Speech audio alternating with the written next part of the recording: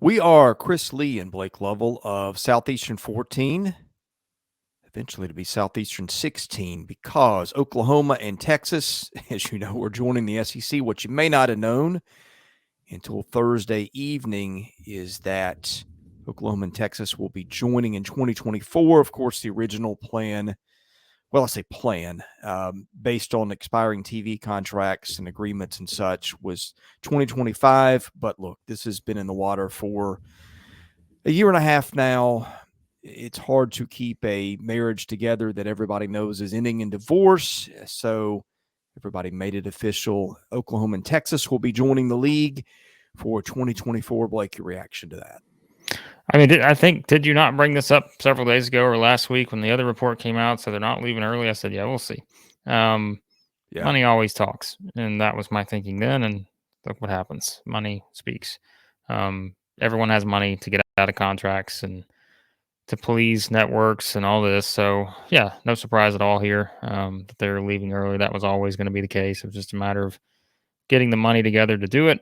And yeah, I mean, obviously the SEC gets an upgrade because, not saying that Texas and Oklahoma are going to come in and win every championship in every sport or anything like that. But if you're just talking about competition, and it's a competition upgrade because you're adding two schools that are going to make an impact in the big three sports specifically, just starting there. That's the starting point. Because again, we know football wise what's possible with those two schools when they're at their best. Basketball wise, Texas is certainly one of the better teams out there. Oklahoma, there's plenty of upside there with Porter Mosier. And then baseball. Oh, by the way, those two teams are pretty good in baseball. In case you hadn't heard. So, yeah, it's a significant upgrade. Everyone wins financially. The SEC gets a lot more money in their pockets, and who doesn't love that? So, yeah, it's a win-win for all parties. Maybe except for the ones that are gonna not feel great about the scheduling aspect of it. That could make things a lot tougher for them, specifically when it comes to football. All right, let's start with football, which of course was the driver for this. By the way, I believe was the case Texas and Oklahoma are each going to pay the Big 12 $100 million. It's 100 million is the number. I don't know the specifics on what the deal involves, but yeah, that's the Yeah. deal. So there's that. Um, what do we think this is going to look like in terms of divisions, pods, whatever? Um, I think you should refer to a video we had the first time this was announced because I think we spent about 8 hours on that. Um, talking about it. I don't remember exactly what we talked about. Obviously, pods and all this stuff of putting them in what was the four teams or something in each one and doing some different scheduling stuff. I'll be honest, I don't remember exactly what the discussions were about, but I know there's some people who've been having this discussion daily since it started about, just what this is going to look like from a football scheduling standpoint. But yeah, I mean, I think increasing the conference games, that's certainly something that, I mean, why would you not, right? Because I think it only helps Yeah. everyone probably in that regard because what does beating one of these other teams that you beat 68 to nothing, is that really going to do a whole lot in the grand scheme of things and getting more teams and expanded think about that too, right? Like you have to factor that in now that there's an expanded college football playoff. And so for the SEC, think about how much money is involved in getting not just two teams in anymore in a four-team field. Think about what you can do with getting four teams into a 12-team field. You know what I mean? Like those are the kind of things you really have to think about. So I think in that instance, it only makes sense to expand the conference schedule to do it that way. I'd be shocked if they don't. It's just a matter of the pod schedule. Like what does the alignment look like? And I think what the SEC network was doing, some proposed scenarios and all that, and I think that's when we were talking about like Vanderbilt. It's like, oh, Vanderbilt, they were stuck in there with I think Alabama, Auburn, and Tennessee or something in a pod, and you just look at it from that standpoint. But I mean, it's those kind of things. I think that you just kind of look at and so yeah, increased conference games. As for how it's aligned, that remains to be seen, I guess. Yeah, I think I've just felt like common sense has been saying this for years. The TV deals are just, the money is so crazy in those. I And mean, the now if SEC you can just replace um, what was it? Is it yesterday they announced the distribution of what was the number? Um, the SEC just announced that yesterday, right? Like they're 49 point something, which I think it was a little down, but it's going to go, yeah, still. what, 70, 80 million a year easy, Yeah. Yeah. So if I not I think more. that's an aspect too you got to think about. So, yeah.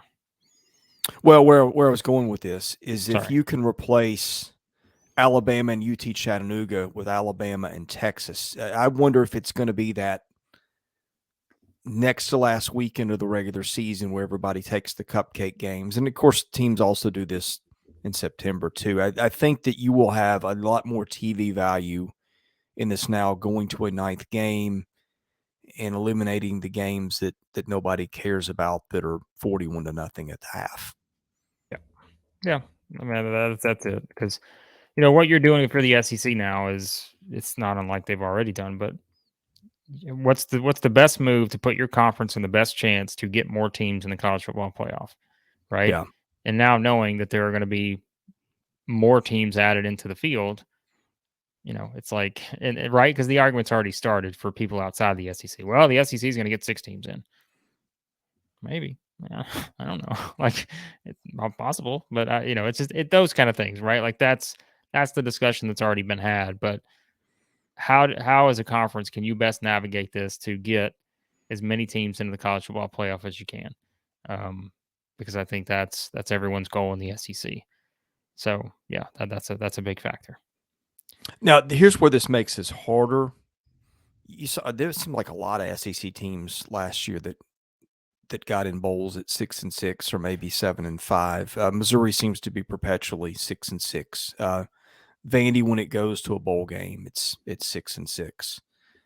I think it's going to make it a little tougher. Well, obviously, it's going to make it a little tougher for those teams to get to that 6 wins because you can schedule yourself 4 wins in out of conference. Kentucky's been a master of doing that for years, although Louisville is one of those 4 games, and sometimes Louisville's a game that Kentucky can win with no problem, and sometimes Louisville's a top 10, top 20 team, and that's a little different. But the point I'm making here is I do think you're going to see the impact mostly on those. Like Georgia and Alabama are probably going to keep on winning at high levels, and LSU's headed there too.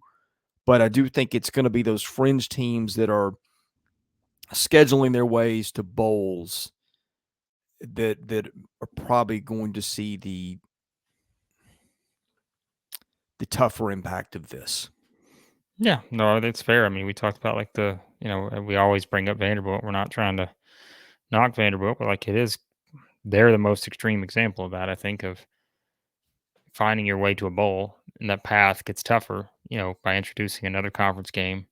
And, they're not the only one though, like you said. And so, yeah, there's no doubt that that's going to play a role too.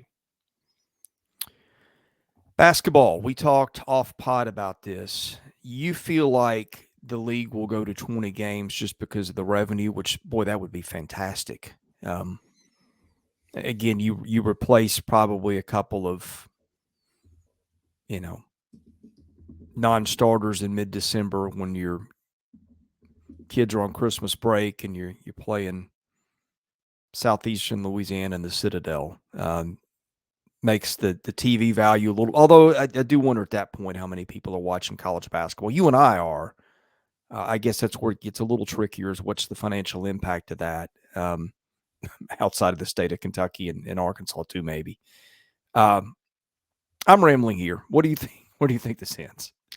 I mean, look, the ACC, the Big Ten, who else? Pac-12, um, Big 12. Are they're doing that? No, they only do 18. Big 12 plays round robin. No, I'm talking about number Which of I number of love. games. Oh. Number of Well, I mean, conference that would be games. 18 games, Right. although My they're point gonna is, expand. Yeah. yeah, like I'm talking about the leagues that are already playing 20 games. You know, Pac-12 is already playing 20, ACC is already playing 20, Big Ten's already playing 20. So for the SEC, why would you not play 20? I mean, Yeah. now look, I'm not saying I'm an advocate for you talk about like, using Southeastern Louisiana as an example.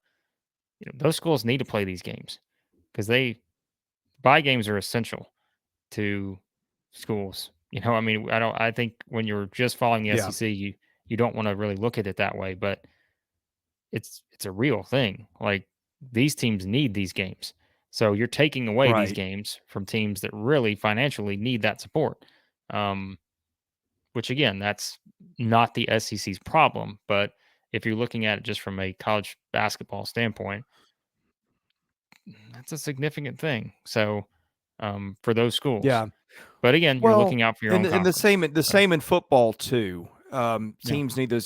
That is the part. I don't mean to be insensitive to that. I've had a nephew that played Division I football outside the Power Five, and I know how resources are a different matter at some other places than they are the SEC. That's a good point. I mean, we are an SEC centric channel, obviously, and we look at things through that lens. But you do hope that those other teams are able to still make it work in a scenario where the rich are just going to keep getting richer. And that's one of the aspects of this that again will not be the big focus because we'll be too busy looking at the bright lights of these appealing matchups every single year, and again the potential to get multiple teams in the playoff and more teams into the NCAA tournament and so forth, which again the SEC has to look out for the SEC. But if you take a step back, like that is a big part of this. And so especially for those kind of schools. And look, this is the direction it's heading in, just beyond the SEC, right? Like the super conference thing is real. This is going to be a thing.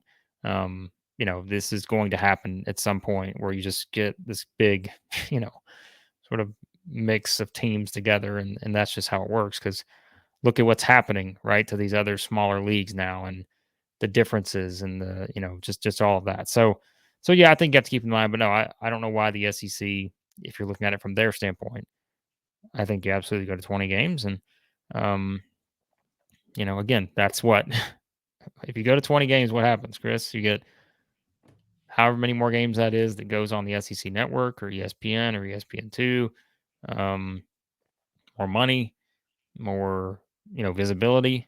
And like I said, from the SEC standpoint, that's their job. That's what they do.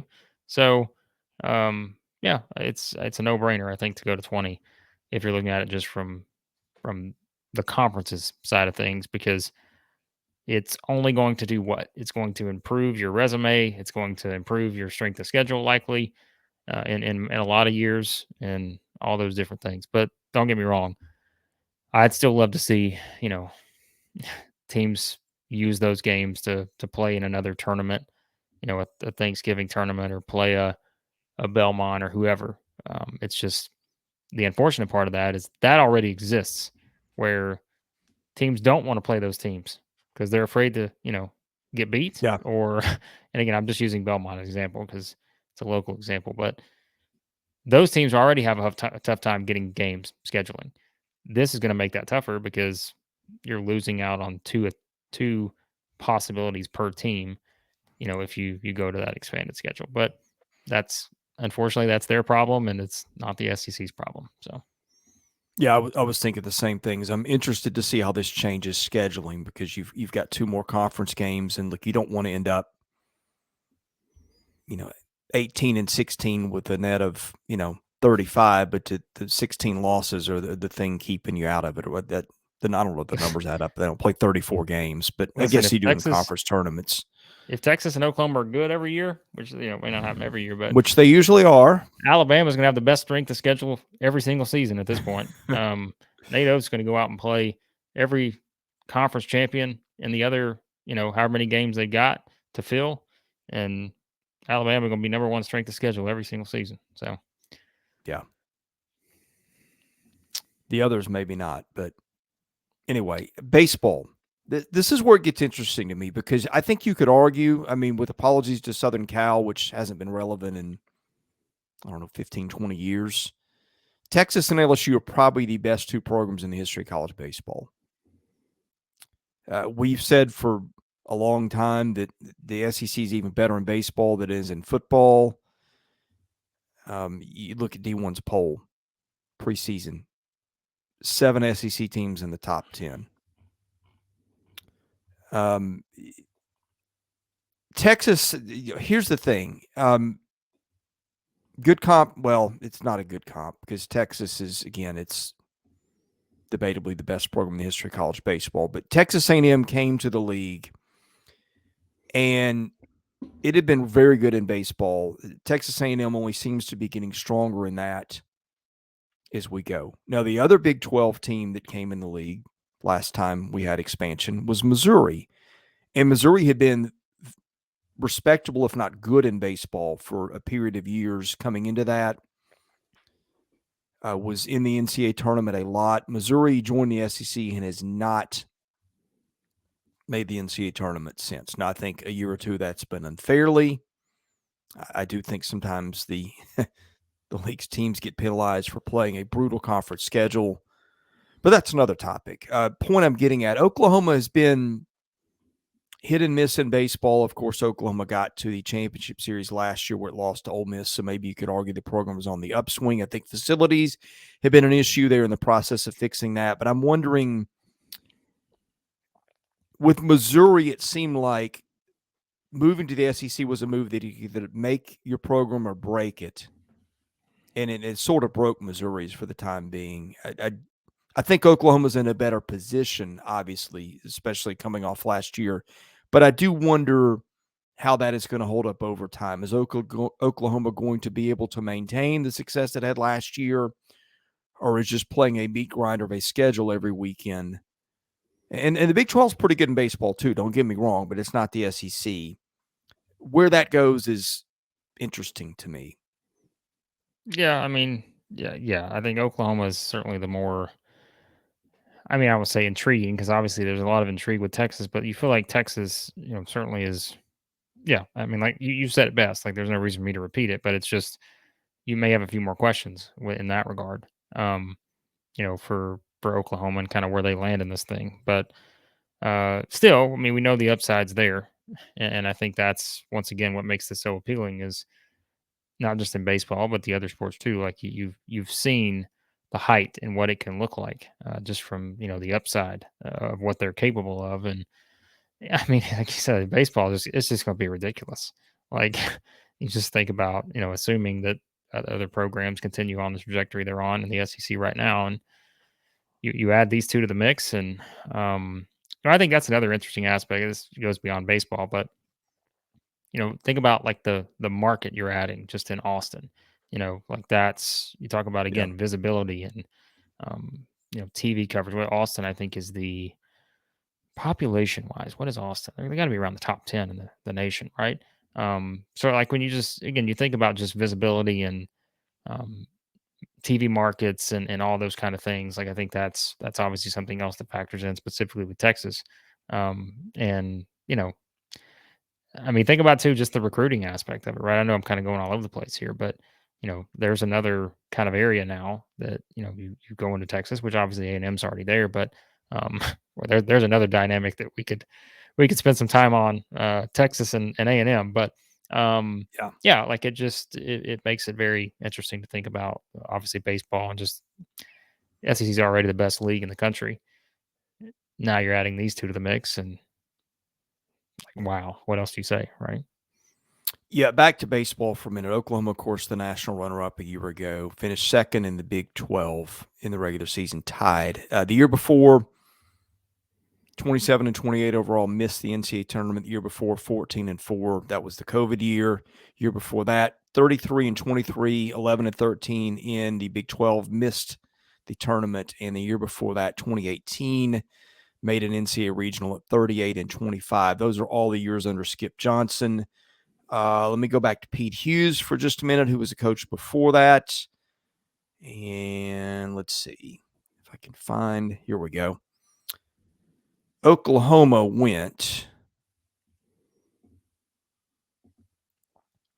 NCAA regional his last year and then missed it the other 3 years. So if anybody thinks I'm being too hard on Oklahoma, yes, it did go to the NCAA championship a year ago, finished second to Ole Miss. But the years before that were very hit and miss. So anyway, So you're saying the league's going to get stronger. So I would place a bro throw bet on that if there were there you go. a way to do it. Yep. Yeah. I mean, again, this is always the direction things were headed in from a conference alignment standpoint. And now it is official. And so, yeah, 2024 football season, boy, it's going to be interesting. Texas and Oklahoma fans, if you're new to our channel, we cover the SEC wall to wall in football, basketball, and baseball. And if you don't believe us, check out our list of videos. We cover all three very well. Best way to get those, hit that subscribe button, hit the like button. That helps us get noticed too. Our channel has grown from about 500 a year ago to about 6,400 as we do this. So in any case, thank you for watching us at Southeastern 14, soon to be Southeastern 16. As soon as this happens, appreciate you joining us. We'll see you again soon.